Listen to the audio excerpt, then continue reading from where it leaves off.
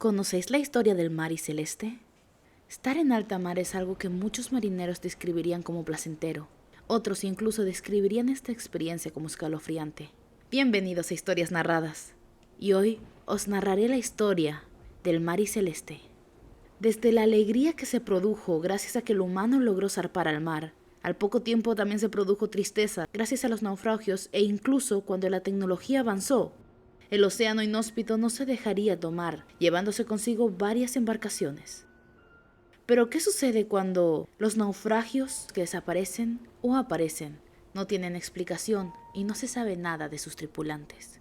Narraremos una historia un tanto peculiar. Nuestra historia comienza con el citado de Benjamin Briggs. Nuestro barco está en un hermoso estado y espero que tengamos un buen viaje.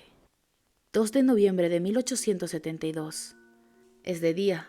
El océano es de un color azul brillante. 5 de diciembre de 1872. Todo parecía normal, un día más en la alta mar. Hasta que... Capitán, tiene que ver esto.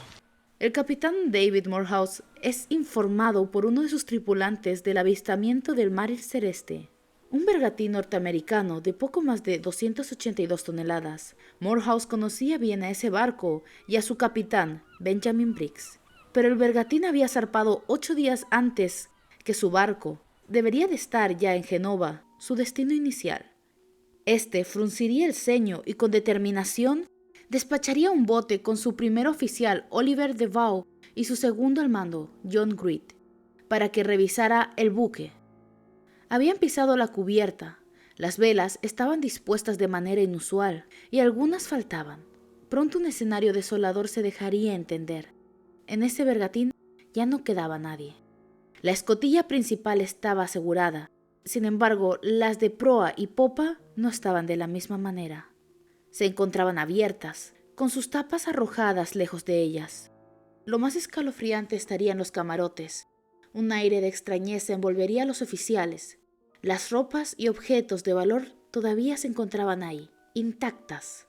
A medida que se iban adentrando más en este barco, las bisagras rechinaban y pudieron descubrir que el único barco salvavidas que estaba al bordo del mar y celeste no estaba.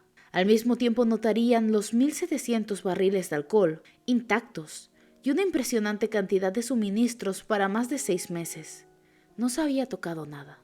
Regresaron con su capitán y este decidió ir a indagar en el camarote del capitán Benjamin Briggs. En el camarote de este se encontraron artículos personales que estaban esparcidos por la cabina y debajo de la cama había una espada envainada. De cierto, esto era algo extraño para él. Pero lo que más sorprendió a Morehouse fue la falta de la mayoría de papeles del barco, en conjunto con las herramientas de navegación de Briggs. Las situaciones de aquel barco parecían normales, adornadas con un toque espeluznante y extraño.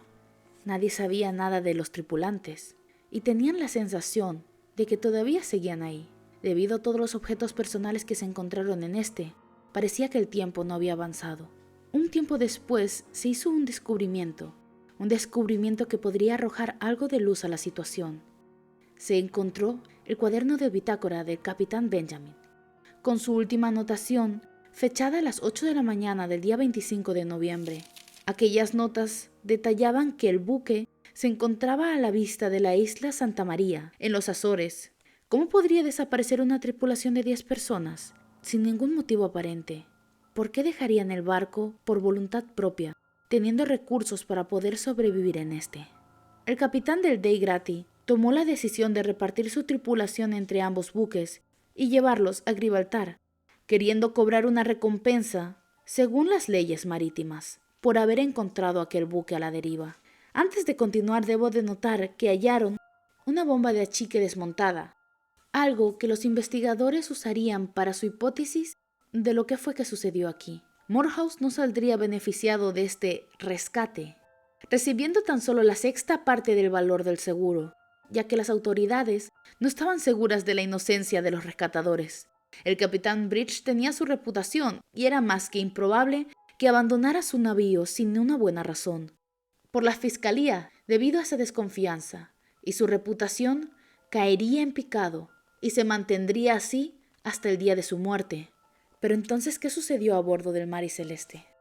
Hay muchas teorías sobre la desaparición de esta tripulación, que estaba compuesta por Benjamin Bridge y 7 hombres de los más experimentados, entre ellos 4 alemanes descritos como pacíficos y de primera clase. Las otras 2 tripulantes eran la mismísima esposa de Bridge y su pequeña niña de no más de 2 años, Sofía Matilda. Hasta aquí los hechos. Pasemos a otra fecha. Es el 2001 y la investigadora Anne McGregor intentaría aclarar todo, yendo tan lejos como hasta ir a la ciudad natal de Bridge y cuestionar a sus parientes y descendientes lejanos lo que se sabía del hombre. Nunca hubo dudas de que no haría algo irracional, afirmaba McGregor en resumen a la información que ella misma había recabado. Anne se basó en técnicas forenses y dedujo que el capitán del Mary Celeste utilizó un cronómetro inexacto y su barco en realidad estaba a 150 millas al oeste, de donde en realidad se encontraba. Investigó la misma bitácora que Morehouse habría leído muchos años atrás. El buque había cambiado de rumbo justo un día antes de llegar a Azores, dirigiéndose al norte de la isla de Santa María, quizás buscando refugio de los temporales que se habrían enfrentado el día anterior. Esto dicho antes de la última bitácora del Mary Celeste. Aún así, un cronómetro defectuoso y una simple tormenta no convencían a la investigadora como una razón para que toda la tripulación abandonara aquel navío. Ella sabía de que debía de haber algo más. Descubrió que en un viaje anterior el buque había transportado carbón. Además, había sido reparado recientemente, lo que pudo haber ocasionado, entre el polvo y el carbón, que los escombros de la obra ocasionaron un atascamiento de la bomba, lo cual explicaría que la encontraran desmontada los hombres del Dei Gratia. Con la bomba en ese estado, Bridge no sabría cuánta agua estaba entrando. McGregor explicaría finalmente, y lo cito, en ese punto Bridge, habiendo atravesado un temporal, avistado con retraso a tierra y no teniendo forma de determinar si el barco se hundiría, podría haber emitido una orden de abandonar el barco. Hay muchas otras teorías que van desde mitología, citando al Kraken, hasta recrear una explosión de ondas de presión. Este experimento fue hecho por el profesor Sela, un científico de la UCL, que estaba investigando qué es lo que podría haber sucedido en este barco. Este explica que tras la explosión de la bodega recreada hubo una espectacular ola de llamas, pero detrás de ella el aire estaba frío. No quedó hollín ni nada quemado. Era la explicación más convincente de por qué dejarían el navío con tanta prisa, dejando sus cosas atrás. Pero según el doctor, todas las escotillas deberían de haberse roto y quedar abiertas. Sin embargo, la escotilla principal estaba cerrada.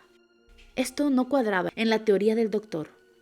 El mar es capaz de crear misterios horrendos con explicaciones fantasiosas y hasta con teorías científicas. Seguiríamos sin tener una resolución definitiva que dé paz a las familias y seres queridos afectados, como unas horrendas náuseas que sorprenden al más novato de los marineros, que ruega por fin vomitar, pero este nunca lo hace. Quizás nunca sabremos lo que sucedió. Y lo más tenebroso de toda esta historia es que al igual que los Mechinaut, nunca se encontró a los desaparecidos, ni vivos o muertos. ¿A dónde habrán ido a parar? ¿Se habrán salvado en alguna isla? Supongo que solo el vasto y abrumador océano lo sabe, ya sea en la orilla de alguna isla o en el fondo de este. Pero dime, ¿qué opinas tú? ¿Piensas que quizás Morehouse asesinó a todos para poder reclamar la recompensa? ¿Que todos los tripulantes debido a extrañas circunstancias o capaz algún envenenamiento murieron? Pero, ¿dónde están sus cuerpos? ¿Por qué no hay nadie a bordo? ¿Y por qué dejarían un barco totalmente equipado para poder sobrevivir 6 meses? Recuerda, una historia narrada solo abre más páginas de otros libros en nuestra gran biblioteca. Gracias por escucharme hasta el final y que tengáis un hermoso día.